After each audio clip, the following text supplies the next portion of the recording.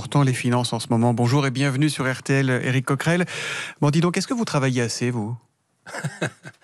Je crois, ouais. Parce que François Bayrou trouve qu'on ne produit pas assez, qu'on ne travaille pas assez. Vous êtes d'accord avec ça ou pas ? Non, je suis pas du tout d'accord. Enfin, ce qu'il dit exactement, c'est pas que les Français pris un par un, ceux qui travaillent, ne travaillent pas assez. Ça, le nombre de travailleurs est la même que, par exemple, en Allemagne et autres.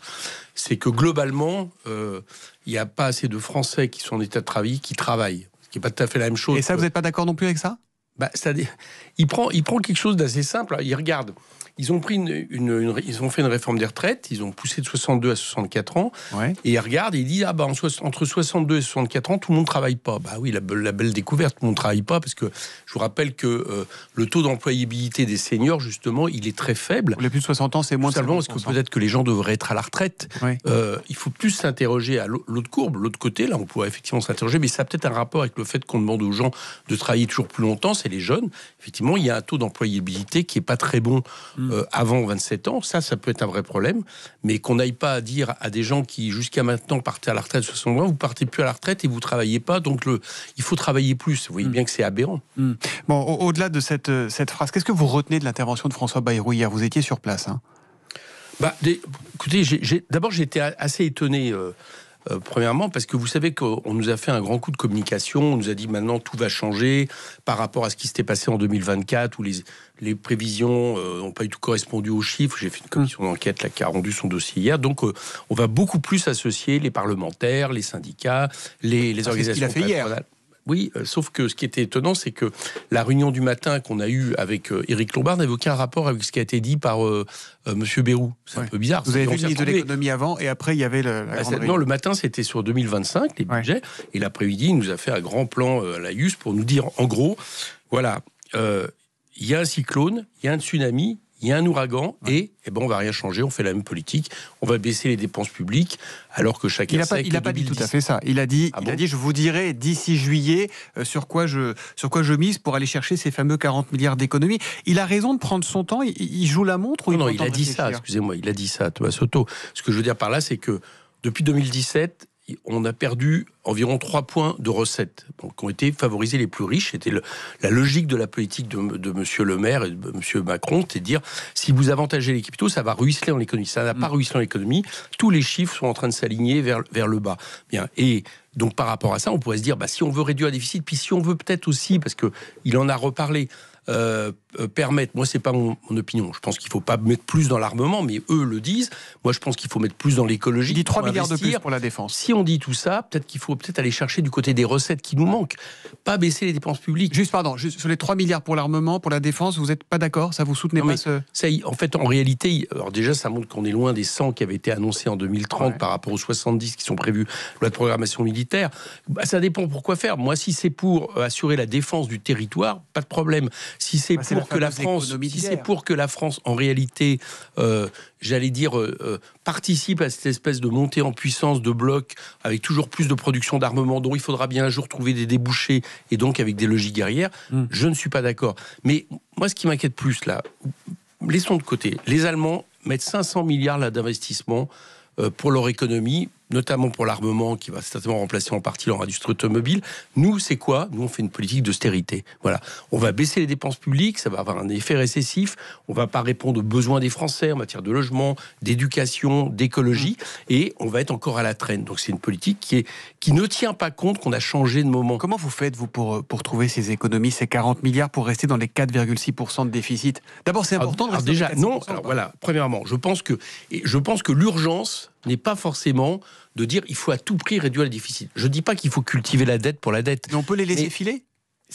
Alors là, c'est marrant parce que vous me passez d'une logique qui est de dire faut les laisser filer. Non, je pose la question. Je pense que l'urgence n'est pas forcément de les diminuer là, au moment où nous parlons, au moment où on voit bien qu'avec la désorganisation qu'amène Donald Trump, les problèmes de récession, la consommation populaire, par exemple, il est absolument urgent qu'en France, c'est le moteur de l'économie. Il faut qu'elle reste. Or, quand vous baissez les dépenses publiques, c'est peut-être un peu difficile à comprendre, mais en fait, en réalité, vous jouez sur l'activité économique et sur la consommation.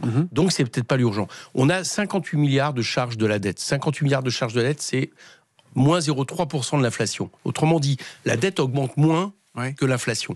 Donc, je dis pas qu'il faut le cultiver, encore une fois, entendons bien, mais je pense que c'est pas l'urgence absolue. Il faut être un peu plus souple. Et si, voilà, je pense que l'urgence absolue, c'est de soutenir l'activité économique, donc d'investir. Donc c'est pas forcément d'avoir les yeux rivés sur la tête. Et d'ailleurs, Éric Lombard, le 4 avril, dit la même chose. Et puis là, tout d'un coup, on lui a, je sais pas si on l'a tapé sur les doigts ou autre pour lui dire non, ça va pas, tu peux pas faire ça.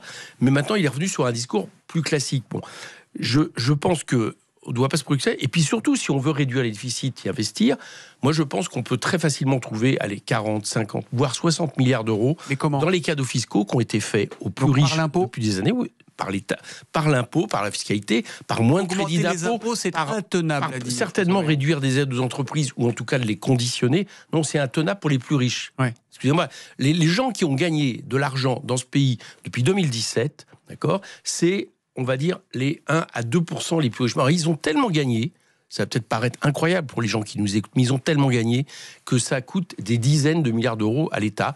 Donc moi, je demande une chose, c'est qu'on aille leur reprendre un peu cet argent qu'ils ont gagné depuis 2017, qu'ils fassent un effort et qu'on le mette dans l'économie, et ça permettra d'éviter de baisser les dépenses publiques. Éric Coquerel, le patron du MEDEF, Patrick Martin, était lui aussi à la réunion avec François Bayrou. Il dit qu'il faut tailler dans les dépenses de santé. Il y a du gras par là, il faut aller chercher. Il prend l'exemple de la vaccination gratuite. Et il dit, quand un patient refuse de se faire vacciner, mais qu'il tombe malade derrière, il doit payer les soins. Oui, enfin bon, globalement, ce qu'il ne dit pas, c'est qu'en réalité... quand on creuse, ils veulent remettre en question le système assurantiel et le système de la sécurité sociale. Voilà. Universel. C'est ça qui est derrière. Pareil et paye pareil. Et par exemple, d'ailleurs, ça a été repris par François Bayrou, qui n'a pas exclu le fait qu'à l'avenir, les plus riches soient moins remboursés. Je suis totalement opposé à ça. Est-ce que suggère la Cour des comptes ? Oui, mais nous, on a la sécurité sociale issue du Conseil national de résistance qui nous a permis d'avoir un système de santé où, mine de rien, quand même, vous pouvez vous faire soigner dans ce pays si vous n'avez pas les moyens théoriques de vous faire soigner. Donc c'est pas une bonne idée de faire payer les plus riches. Justement, pour que ça tienne, il faut que ceux qui cotisent, ceux qui sont très riches, aient le droit aussi au même service. Parce que s'ils n'ont pas le droit au même service, ils diront... Ah bah écoutez, c'est bien gentil, hein, mais vous faites ce que vous voulez, mais moi ça va me coûter moins cher d'aller prendre une assurance privée. Je ne suis pas d'accord avec ça. Je pense que c'est une remise en question extrêmement grave de notre système. C'est une question de principe. C'est pas seulement une question de principe, c'est que figurez-vous, ça fonctionne. Aux États-Unis, par exemple, où il n'y a pas ces systèmes-là, vous pouvez vous retrouver demain, si vous êtes malade, à ne pas pouvoir vous faire soigner si vous n'avez pas d'argent. Je ne suis pas d'accord avec ce système-là. Et donc, je ne suis pas pour démolir. Donc voilà, ça, c'est une de mes réactions. Et, donc, et par rapport au président du MEDEF dont vous m'avez parlé, moi, il est bien gentil. Je l'ai entendu hier, c'était un de vos confrères, il a dit cette phrase. Enfin, il y a qu'un corps de la population sur lequel il estime que c'est pas normal, c'est absolument normal qu'il ne contribue à rien. C'est justement, non pas les entreprises, parce que je ne mets pas sur le même plan une PME, TPE, artisans et les très grosses entreprises qui ont des actions, des dividendes et autres. Mais c'est ceux qui ont largement bénéficié des 5 années qu'on vient de voir, notamment à travers les dividendes. Bon, l'objectif pour vous, c'est de faire tomber François Bayrou, c'est de renverser ce gouvernement ou pas ? L'objectif, c'est d'en finir avec la politique appliquée, parce que je pense qu'elle est mauvaise pour le pays. Donc je ne connais pas d'autre moyen que de faire tomber le gouvernement démocratique, ce qui permettra peut-être qu'on ait enfin un gouvernement qui corresponde au vote de juillet dernier, parce que ce n'est pas le cas, je vous rappelle. Quelques mots pour finir sur la situation avec l'Algérie. Le torchon brûle toujours entre Paris et Alger. 12 fonctionnaires expulsés par Alger hier. Riposte identique côté français. Paris qui décide également de râper son ambassadeur.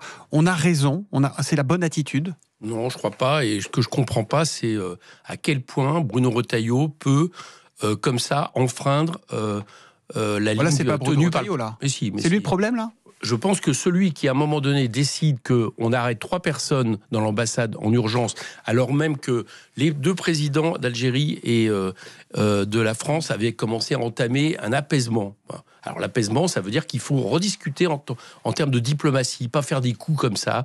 Donc je pense que... Vous n'êtes pas instrumentalisé par l'Algérie quand vous reprenez les arguments du gouvernement algérien. Non, instrumentalisé par rien du tout. Je ne dis pas que qui a raison, qui a tort. Ce que je sais simplement, c'est qu'on sait très bien qu'avec l'Algérie, si vous décidez d'arrêter 3 de leurs membres de leur ambassade, il y aura inévitablement des représailles. On le sait, c'est comme ça que ça fonctionne.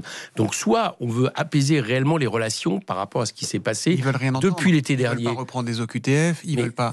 Comment voulez-vous le savoir D'abord, vous savez Parce qu'il y en a qui ont pris l'avion dans un sens. Mais vous savez que M. Retailleau est au Maroc, là. Ouais. D'accord.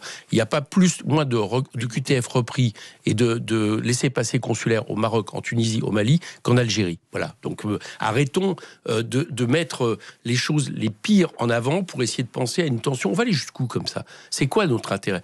Notre intérêt, alors même qu'il y a des conflits ailleurs, notamment en Europe, c'est de plutôt avoir des relations apaisées avec nos voisins, avec qui on a beaucoup de relations, notamment un certain nombre de millions de personnes qui ont la double nationalité. Merci beaucoup, Éric Coquerel, d'être venu sur RTL.